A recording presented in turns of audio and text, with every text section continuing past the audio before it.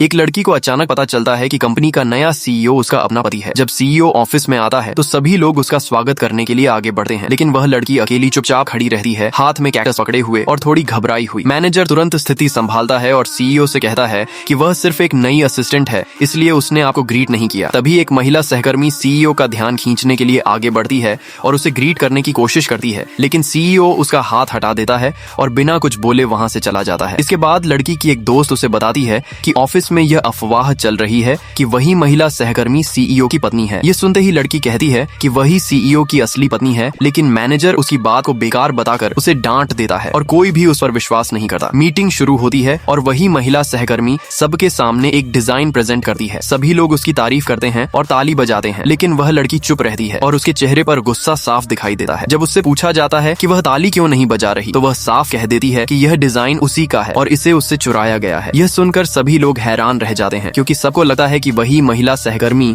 CEO की पत्नी है। मैनेजर तुरंत लड़की पर आरोप लगाता है कि वह झूठ बोल रही है और बदनाम करने की कोशिश कर रही है। महिला सहकर्मी भी कहती है कि यह डिजाइन उसी का है, लेकिन लड़की सबूत के तौर पर डिजाइन को झूम करके दिखाती है और उस पर अपनी सिग्नेचर सबको साफ दिखा देती है। सच सामने आते ही लड़की की दोस्त उस महिला सहकर्मी का मजाक उड़ाती है और उसे चोर कहती है। फिर भी वह महिला सहकर्मी झूठ बोलती रहती है कि वही सीईओ की पत्नी है और उसने ये डिजाइन इसलिए इस्तेमाल किया क्योंकि उसे पसंद आया। इसके बाद वह लड़की को धमकी देती है कि वह अपने पति से उसे नौकरी से निकलवा देगी, लेकिन अगले ही पल लड़की उसका बाल पकड़कर उसे बाहर खींच लेती है और सबके सामने जोर से थप्पड़ मार देती है। फिर वह उसे बेइज्जत करते हुए कहती है कि वह एक ऐसी औरत है जो दूसरों की शादी तोड़ने की कोशिश करती है। एक ही पल में उस महिला सहकर्मी की सारी इज्जत खत्म हो जाती है और सभी लोग सच्चाई समझ जाते हैं। तभी सीईओ वहां आ जाता है और मैनेजर से पूछता है कि यहाँ क्या हो रहा है। मैनेजर झूठ बोलते हुए कहता है कि लड़की ने डिजाइन चुराया और महिला सहकर्मी को मारा भी, और वह सीईओ को सलाह देता है कि लड़की को तुरंत नौकरी से निकाल दिया जाए। लेकिन लड़की चुप नहीं रहती, वह तुरंत मैनेजर और उस महिला सहकर्मी के सारे गलत काम सबके सामने उजागर कर देती है